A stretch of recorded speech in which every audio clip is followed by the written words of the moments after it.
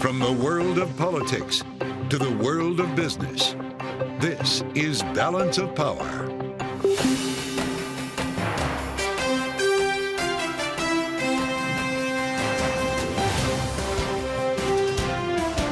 Live from Washington, D.C.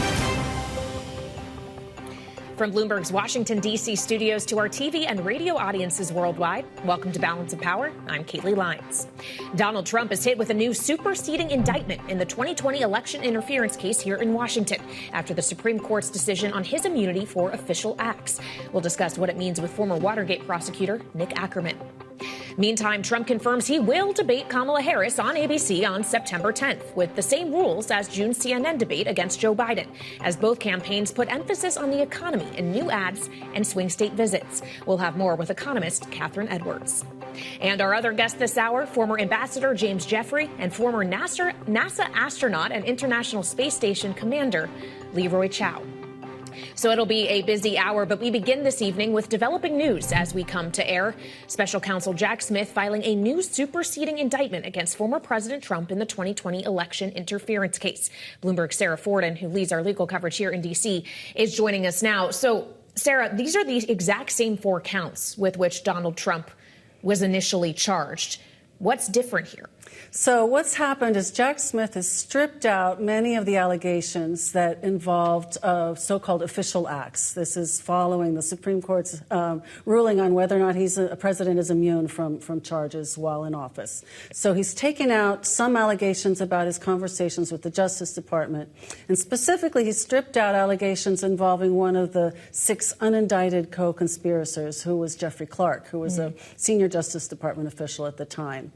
On the other hand, he has left in other allegations, including conversations with Mike Pence, who he was pressuring to sort of obstruct Congress from certifying the vote. So it's going to be very interesting to see how Trump's team reacts to this new indictment, it really dropped out of the sky today. It was totally unexpected at this moment in time. Yeah, I think all of us let out a collective gasp when it hit the wire, Sara. So if we're waiting for Trump's team to respond, how much time realistically would that take? Does this change at all the likelihood that this goes to trial this year, let alone before the election? Well, clearly it opens the door to a new round of legal wrangling, but it does represent Jack Smith's effort to pursue the case. We had been expecting him to file a brief on Friday, sort of laying out next steps in this case, and so we've gotten it clearly a few days early. But it'll go back to the judge. The judge will ask the Trump lawyers to respond in kind. So, yes, there will be more, legal back and forth over these immunity issues. Well, and it'll be interesting to see if this ends up back before the Supreme Court, who, of course, made that initial ruling last month. Sara Forden, thank you so much. Appreciate it. Now, meantime, Donald Trump says he has reached an agreement for the debate against Kamala Harris on ABC scheduled for September 10th after casting doubt on whether he'd appear for it earlier this week.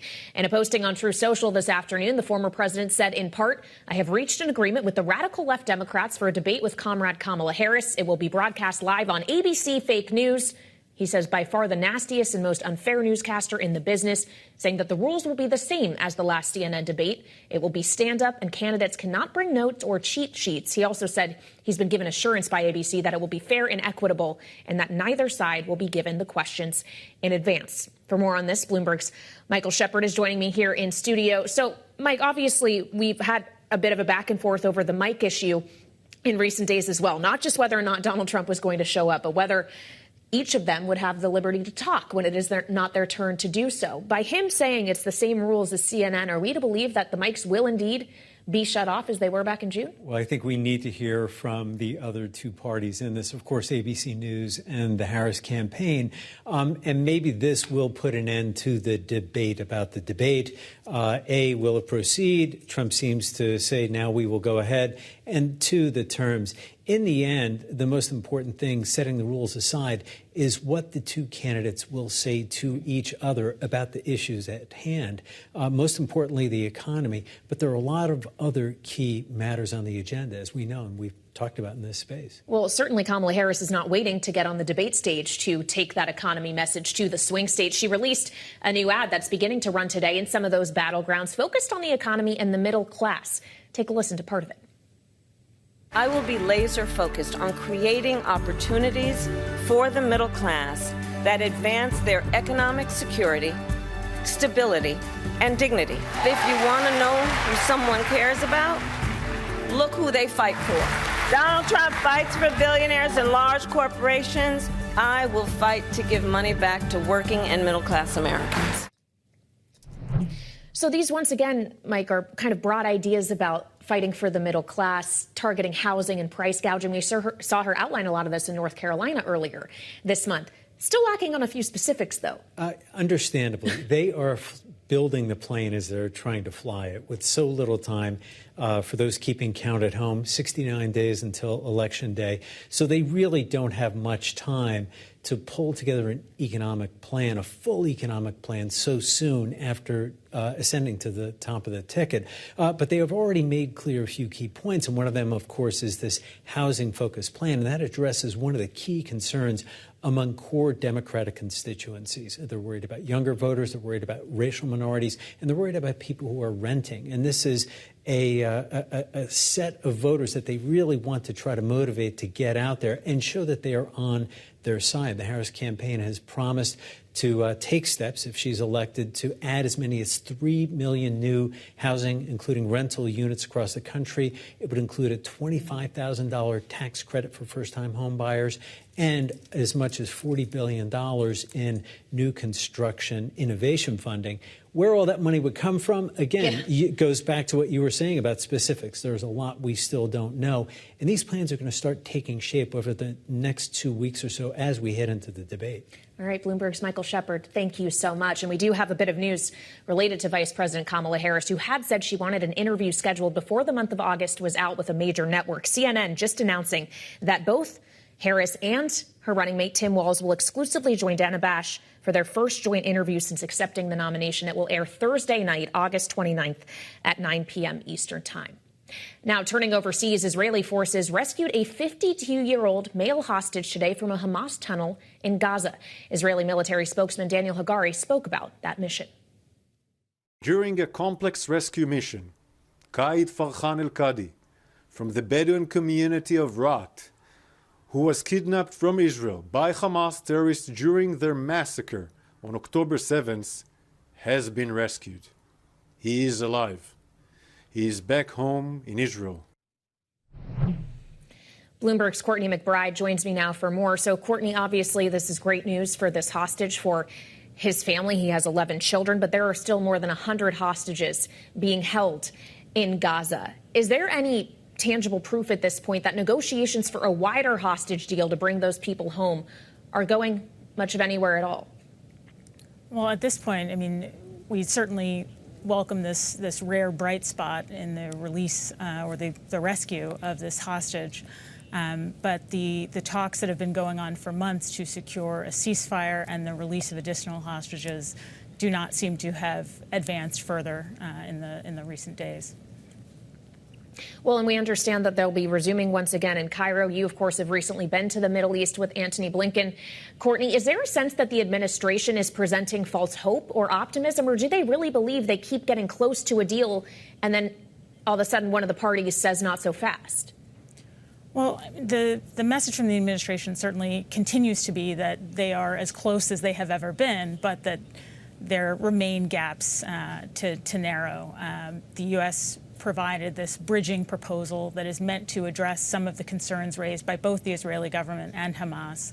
But the fate of the Philadelphia corridor, the positioning of Israeli troops in that area is really an ongoing sticking point and continues to sort of bedevil the negotiations. All right, Bloomberg's Courtney McBride, thank you so much for joining this evening. And still ahead, consumer confidence rises in August as both the Trump and Harris campaigns put their focus on the economy. We'll have more on their actual economic policy proposals with economist Kathryn Edwards next on Balance of Power on Bloomberg TV and radio.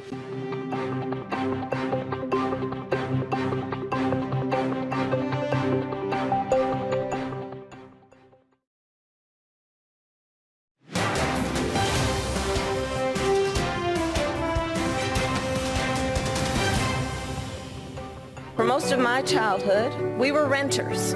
My mother saved for well over a decade to buy a home. During the foreclosure crisis, I took on the big banks who exploited people in the housing market. And today, corporate landlords buy hundreds of houses and apartments, then turn them around and rent them out at extremely high prices. I will fight for a law that cracks down on these practices. That was part of a new ad released today by the Harris campaign that's running now in swing states as Harris looks to target the crucial issue of housing and the economy with those voters. But the Republican ticket is doing the same. Vice presidential candidate J.D. Vance discussed those same subjects in Michigan earlier.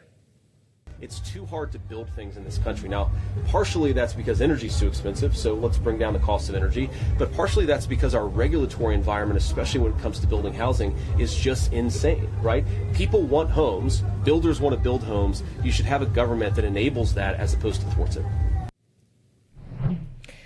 For more now here on Bloomberg TV and radio, we're joined by Kathryn Edwards, economic policy consultant and adjunct economist at the RAND Corporation. Kathryn, great to have you here on Balance of Power. If we could just start with Harris's specific proposals when it comes to housing, but this notion of incentivizing more supply to meet demand, providing $25,000 down payment assistance to first-time home buyers. How realistic are these ideas? If it was that easy to fix the housing crunch this country has been experiencing, wouldn't we have done so already? I don't know if I would go that far. This has been a Congress, one of many in a long succession that seems immune to pursuing the practical solution that's right in front of them. I mean, this is also a Congress that saw child poverty halve under its watch and then double again.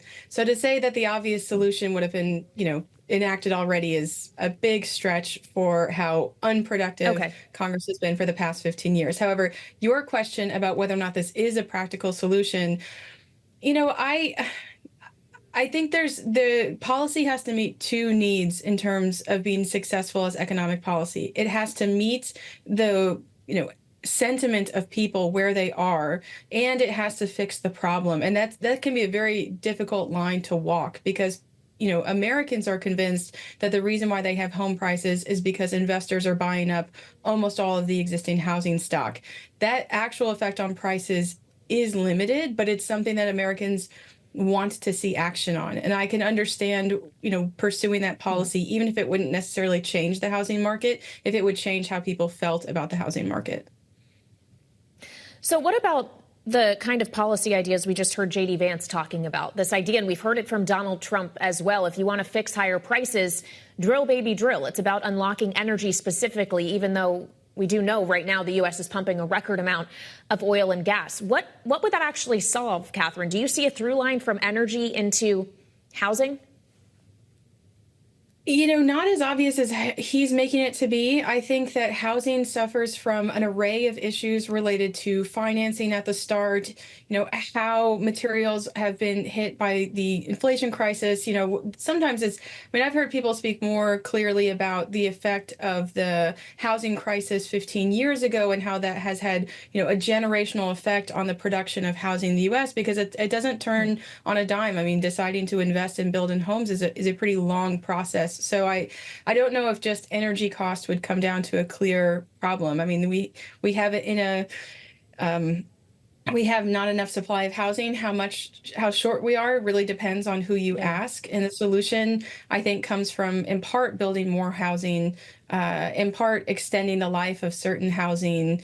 What I like to tell people is that if you were to think of the solution that housing needs, it would have to look scattershot because it's not as if there's just one home that everybody in America wants to buy that's in one location, right? You need to hit various price points, various preferences for home owning and for renting. So there's no silver bullet out there for the housing market. Like if we just did this one thing, we'd all be okay. We need to pursue a lot of solutions that chip away at a big problem, but none of them are going to look like, the obvious winner.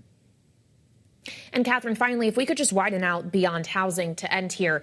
I've heard economists tell me that both the proposals in housing and beyond that Donald Trump is putting forward when it comes to tax cuts and tariffs and this ideas that Kamala Harris is putting forward, which includes in part more subsidizing from the government, are going to lead to higher deficits and higher inflation. Are we going to get that either way, no matter who wins? I think that it's a more sure problem on the Trump campaign side because they are proposing a tax cut that costs over $4 trillion. That's one decision that has to be made. And if they pass it, we are $4 trillion more in the hole. And it is a direct reduction in revenue. I mean, Harris's proposals are piecemeal, right? One could cost $500 billion, one could cost $1 trillion, but that would still be dwarfed by a single policy that Trump is completely and totally committed to. $4 trillion absolutely dwarfs any policy that Harris is proposing. And my sense would be it would be double the entirety of what she's proposing because $4 trillion over 10 years is such an incredible amount of money. Yeah. All right, Kathryn Edwards, we got to leave it there, but hope to have you back soon. Thank you so much for joining me. And coming up, we'll talk about a rescue mission in space and a big black eye for Boeing. Former NASA astronaut and International Space Station Commander Leroy Chiao will be with us for more on what's going on up there. This is Balance of Power on Bloomberg TV and radio.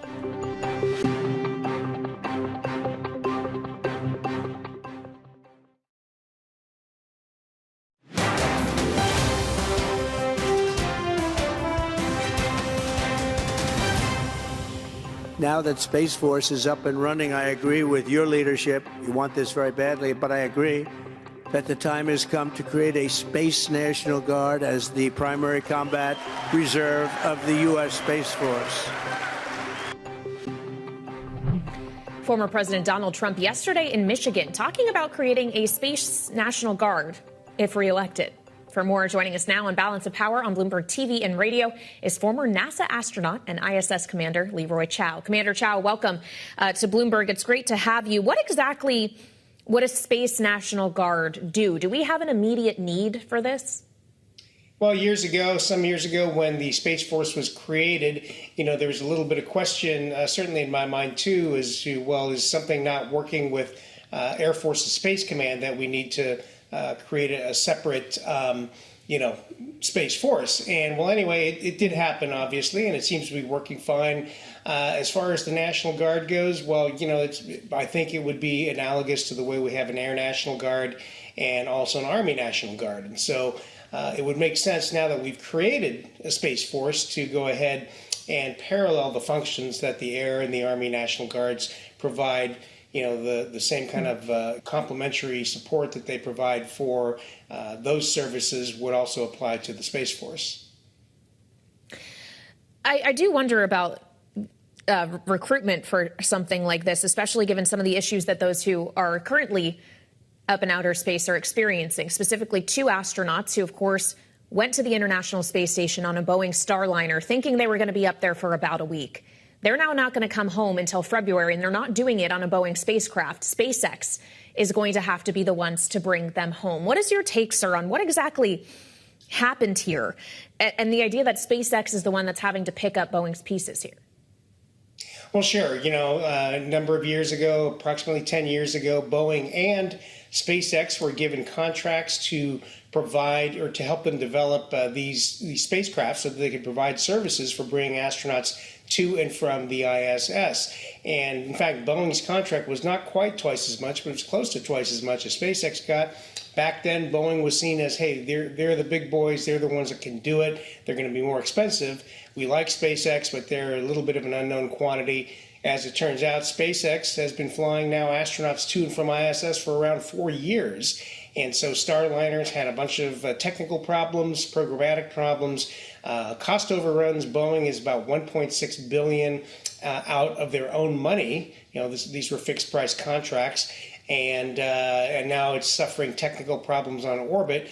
And the NASA engineers, basically the technical team, didn't have the confidence of bringing the crew back down on that vehicle so long as there was an option, another way to get them back. And that other way is by using a SpaceX spacecraft, which is well proven now. It's been delivering cargo for even longer, much longer than Crew. But the Crew 9 mission that is about to launch in a few weeks, 2 of the 4 members of that crew have been taken off or will be taken off. And then Butch and Sunny, the 2 astronauts who are up there now, they will basically drop in and take their place, serving what would have been their 6-month mission. And that's why their delay in coming home is until February 2025. Well, I do wonder about the personal toll that may take on an astronaut who has to completely readjust to the amount of time that they're spending in space. But this is a business channel, Commander Chiao, and obviously we do pay attention to especially public companies like Boeing, who have had credibility with issues for their just commercial airliners. Now questions around their spacecraft. Would you be comfortable getting on a Boeing ship at this point? Well, they have obviously had a lot of problems on their commercial airplane side and now on their space side as well. And in fact, those problems, as we just talked about, aren't new.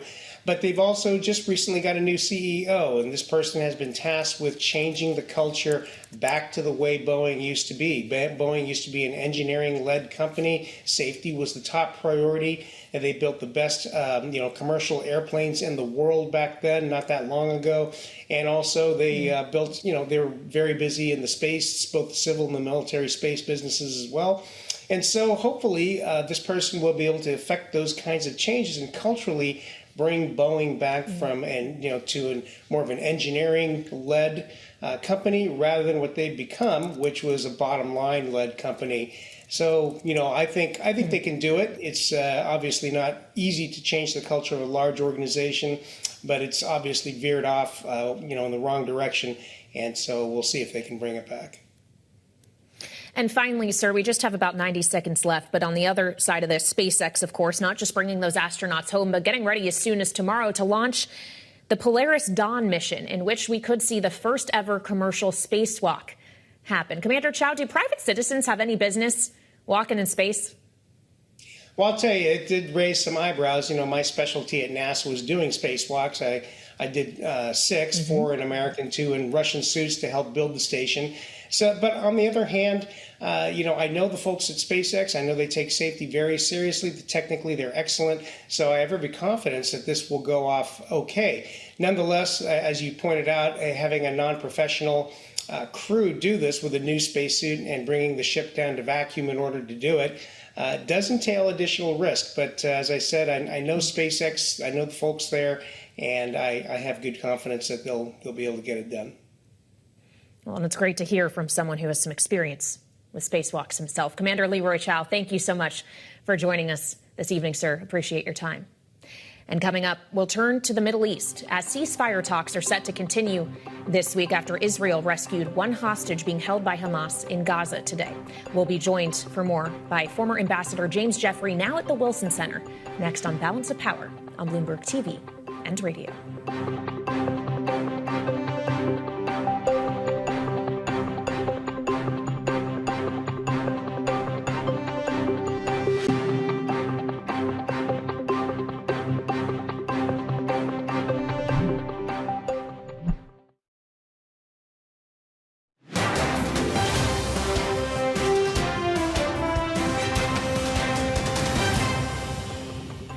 Administration has made clear that it is deeply committed to bringing about this ceasefire. And so they're very invested in that outcome and are bringing that optimism to the table to try to cajole the parties along. I think every time they think they get closer or they find a resolution on one issue, another issue comes up. And eventually there's going to be a ceasefire, without a doubt. The question really is one of timing. Carmel Arbit, Senior Fellow of Middle East Programs at the Atlantic Council, speaking to me earlier here on Bloomberg about ongoing ceasefire negotiations between Israel and Hamas. This coming as the Israelis rescue another hostage who was abducted by Hamas on October 7th and taken to Gaza. He was rescued today from a Hamas tunnel there. Joining us now for more is Ambassador James Jeffrey, Wilson Center Chair of the Middle East Program and former U.S. Ambassador to Iraq and Turkey. Ambassador, welcome back to Balance of Power. It's always great to have you. Obviously, the rescue of one single hostage is incredibly good news for him and his family, especially. This is a father of 11 we are talking about, but there are still more than 100 left in Gaza. Are we going to continue to see Israel having to do these piecemeal operations to get hostages home, really one by one, in absence of a broader deal to bring them back? Are you optimistic that that broader deal at this point can really happen? I think it can happen, as we just heard from my colleague from Brookings. But I want to make clear, the purpose of this thing is not to stop the fighting any more than the purpose in Ukraine is to stop the fighting. We have key important American allies, Ukraine and in the Middle East, Israel, fighting what they believe, I think correctly, existential fights. The whole purpose of the ceasefire is a permanent ceasefire and withdrawal of Israeli forces. That's another way of saying the end of the war. Israel is not going to end this war, nor Hamas, until they are sure that they have achieved their goals or that they cannot achieve their goals. Israel is far closer than Hamas every time they rescue a hostage, every time they deter or contain threats from Hezbollah, from Lebanon, or from Iran, as they're doing now. Israel moves closer to this. At some point, Hamas will cave. But in and of itself, a ceasefire is not necessarily a good thing for either side. It's certainly good for the hostages, but there are the fate of nations are at stake here. Well, Ambassador, since you also raised Hezbollah, obviously over the weekend we saw the Israelis strike into Lebanon to take out some Hezbollah capability. They said it was preemptive, as intelligence suggested. Some of that retaliation that Hezbollah and Iran have been promising was coming. What do you think happens next in that regard? Not just between Israel and Hamas, but these other proxies and Iran itself. How much longer are they going to keep Israel and the U.S., for that matter, waiting? They'll keep us waiting, indefinitely teasing. But neither wants to have a war because they know they will lose it. Probably that would be true if they were dealing with Israel alone.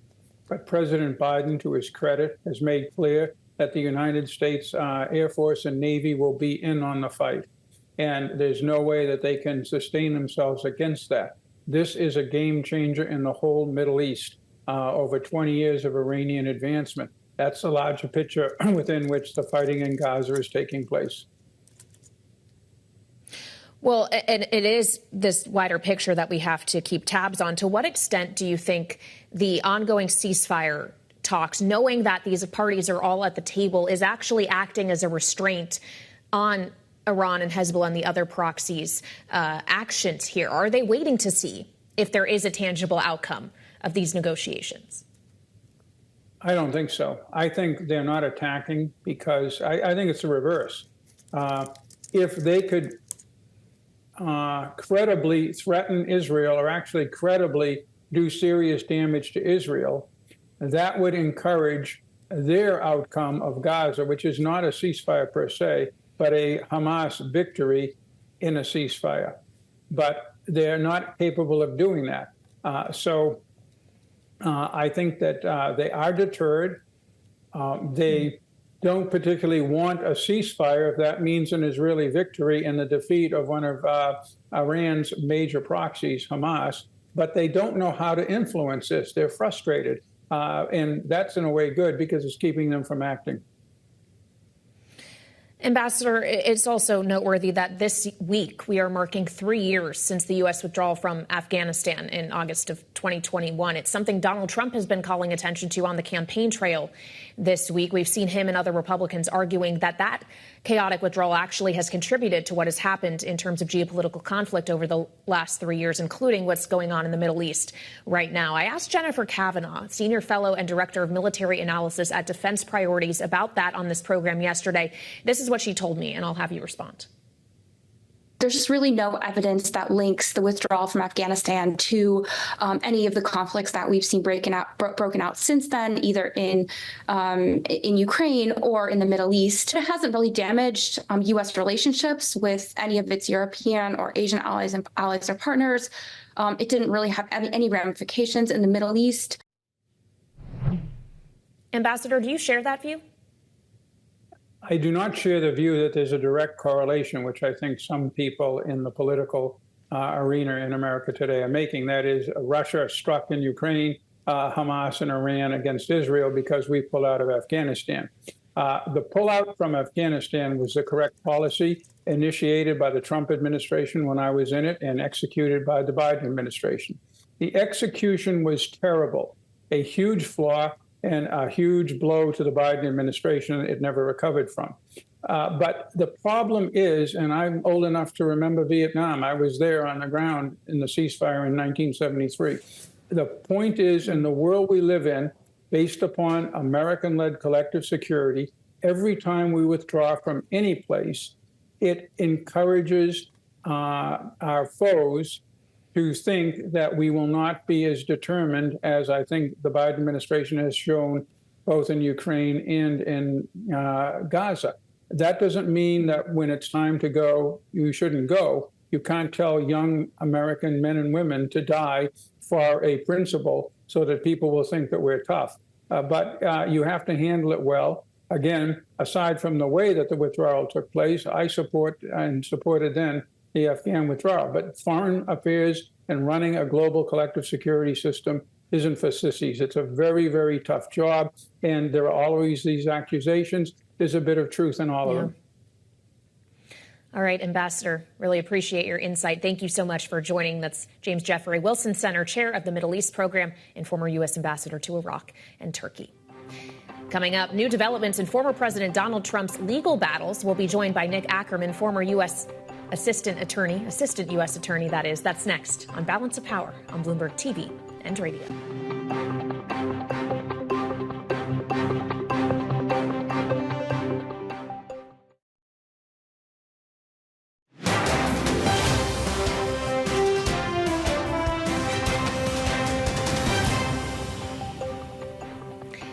This is Balance of Power on Bloomberg TV and radio. New this evening, Special Counsel Jack Smith filing an updated indictment against former President Donald Trump here in Washington, following the Supreme Court's earlier ruling on his presidential immunity for official acts. This is the election interference case. Joining us now to take us through the details is Nick Akerman, former assistant U.S. attorney and former Watergate prosecutor. Nick, welcome back to Bloomberg.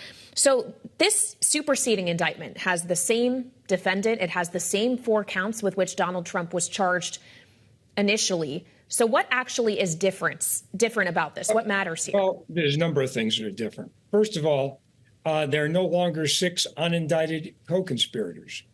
Jeffrey Clark, who was named as an unindicted co-conspirator in the first indictment, has been removed for the simple reason that Justice Roberts decided that core responsibilities of the president that relate to firing and hiring individuals in the Department of Justice do not come, are automatically immune.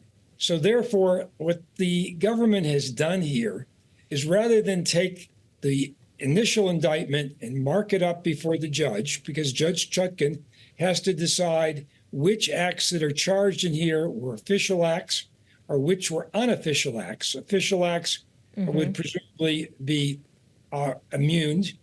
So what the government has done is they've basically redone the indictment, taken out that entire section on the Department of Justice and that Jeffrey Clark would be made the Attorney General because he was going to send a phony letter to the various state legislatures saying that there was fraud in the election when there was no such fraud. But what they've done is they've alleged everything else in terms of acts that were not official. For example, they talk about the speech at the Ellipse that Trump gave prior to the insurrection at the Capitol. They characterize that as a campaign speech, not an official speech, not an official act. They also allege that that particular meeting was funded privately, not by government funds, but by private funds. They also allege with respect to what was done with the states was all outside of the official duties of the President of the United States, that he has no official duties with respect to how a state conducts its election. And secondly, with respect to the phony electors, that was another area where the indictment now alleges that the president has nothing to do, none of his official acts have anything to do with essentially sending in the electors, the votes from the states to the Congress for counting. And similarly with Vice President Pence, the indictment makes it very clear that all of the discussions between Donald Trump and Vice President Pence had to do with Donald Trump trying to convince the vice president that he should permit Trump to remain in power, all of which has nothing to do with any of his official acts.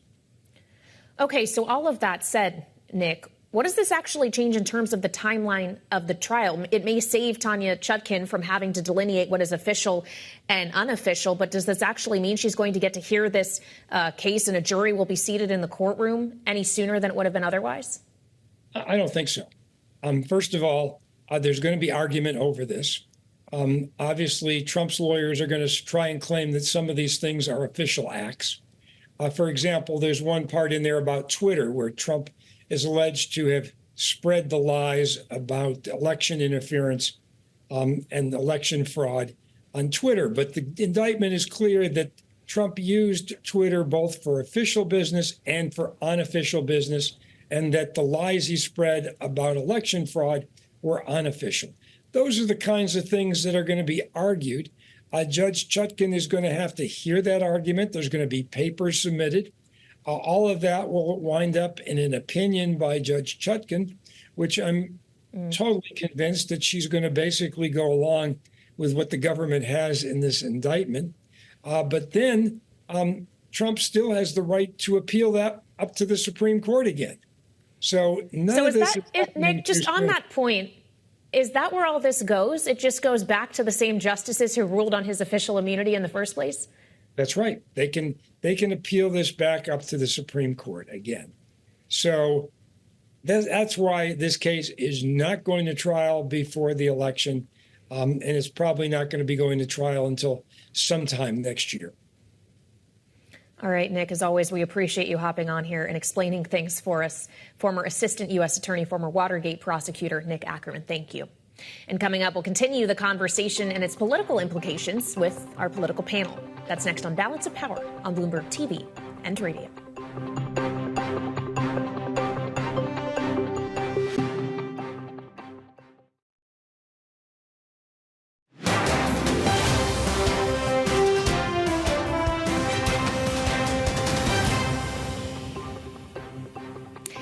This is Balance of Power on Bloomberg TV and radio. U.S. Special Counsel Jack Smith is pressing ahead with the prosecution of Donald Trump here in Washington, filing an updated indictment after the Supreme Court's decision finding Trump at least partially immune from prosecution. Joining us now for more is our political panel, Lisa Camuso-Miller, former RNC Communications Director and host of the Friday Reporter podcast, and Michael LaRosa, partner at Ballard Partners and former press secretary to First Lady Jill Biden. Great to have you both. Lisa, just to begin with you, as we have seen Trump's legal battles have energized his base, have allowed him to fundraise more aggressively. Does a superseding indictment potentially provide a bit of a reignition of the base that he needs? Kayleigh, it's hard for me to really figure out if that's what this is going to do, because there has been such a fatigue talking about all of the court activity and all of the proceedings as they've gone on. So I feel as if, while it may contribute to his, and he's going to use it to his advantage, I'm certain of that, I'm not so much sure that it's going to galvanize the base as much as just it's going to be another day of exhausting news about Trump and all of his legal troubles that he's in. Yeah, I think a lot of us thought we may be done talking about this for a bit, and this took us by surprise today. Something else we've been talking about this week, Michael, as we are in the last week of August, is when Kamala Harris was going to sit down for an interview and with whom. We do now know it's going to be a joint interview with her running mate, Tim Walz, with Dana Bash on CNN Thursday, 9 p.m. You, of course, were press secretary to the First Lady. You know this administration well. What do you make of that choice and the fact it took her so long to get this on the books? Yeah, I think she's going to be fine either way. I think they're both great interviewers. I think Dana's a great interviewer. I think she'll be tough. I think she'll be fair. I think the kind of questions, the hard questions that people have been wanting to ask the vice president, they should be prepared for. There shouldn't be any surprises, really. So I think it would be easy to prepare for it. I do think part of the problem is that by waiting so long and engaging infrequently with the press, it leaves very little room for error in an interview like this. It puts a lot of undue pressure on the vice president when, if you have a regular cadence of engaging with the media and taking questions, a lot of, there will be a higher degree of scrutiny on every little thing she says, and every answer will have to be more precise and perfect almost in order to sort of escape some of the criticism. And so I just think that there's going to be a lot of pressure as a result of waiting so long.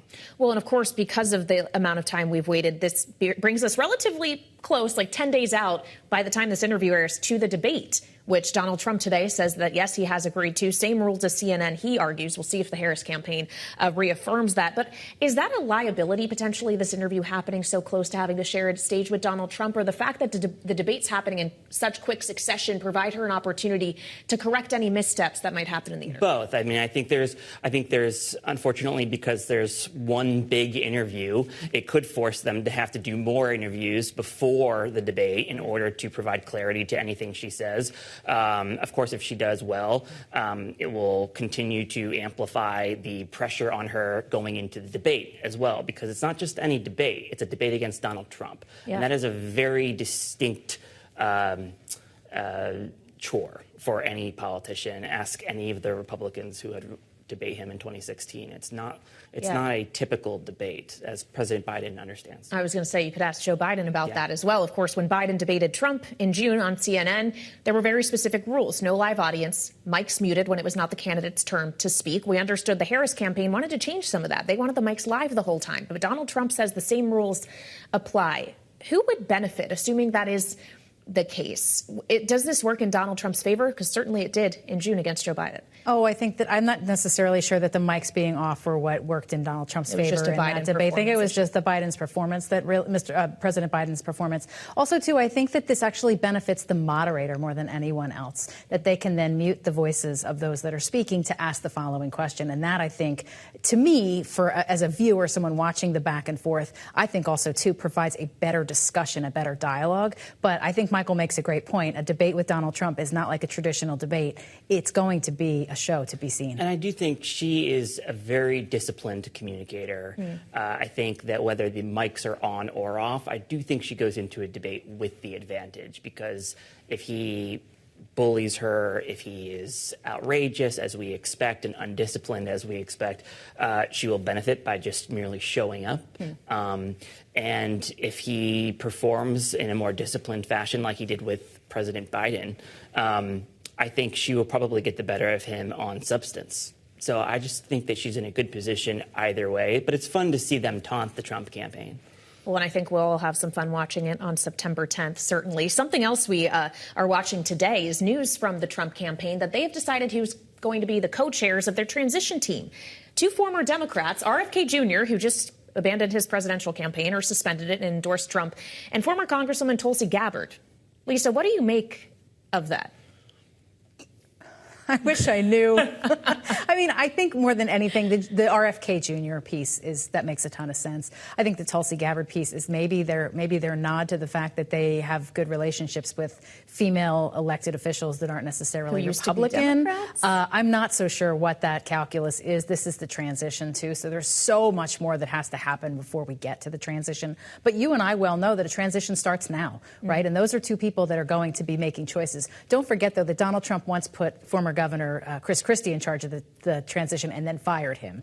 So there is a lot of nonsense that can go on between now and then. The news today, to me, was more curious than anything else. I'm not sure what to make of it, really. Yeah, his kids are also on the transition, and his kids allegedly helped pick the vice president that he selected. So this could be just sort of an exchange for an endorsement kind of thing for RFK Jr. or RFK and Tulsi Gabbard. So it doesn't necessarily mean he's going to pay attention to any of the suggestions or work that they put in on the transition. But is that endorsement, Lisa, actually going to be a net benefit for Trump? RFK had fallen precipitously in polling up until he decided to drop and endorse. No, not necessarily. And I said this last week when we had this conversation. I think that this was more of a calculation behind the fact that RFK Jr. had figured out a way in his campaign to harness some of the younger voters and sort of the youth vote in a way that the Trump campaign had not. And RFK Jr. also looked like he was open to both sides. He wasn't necessarily making a political endorsement as much as he was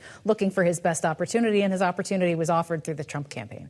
Well, fair enough. We're obviously going to see Harris and Walz on a bus tour in Georgia starting tomorrow. Michael, we just have 30 seconds left. But is the Sun Belt, Georgia specifically, actually in play, or would their energy be better devoted elsewhere? I think it's actually in play now, not just according to the polls, but you see a lot of energy and enthusiasm. And they're planning to target North Carolina anyway, as it was. But the chances of them winning are even greater now with Harris at the top of the ticket. I think you're seeing a lot of movement in North Carolina particularly, and Georgia. So I think they're back in play, and it's part of the sort of unique circumstances we're under as a result of this transition. Yeah. A lot has changed in 5 weeks. Our thanks to Michael LaRosa and Lisa Camuso Miller. I'll be back here tomorrow on Balance of Power on Bloomberg TV and radio.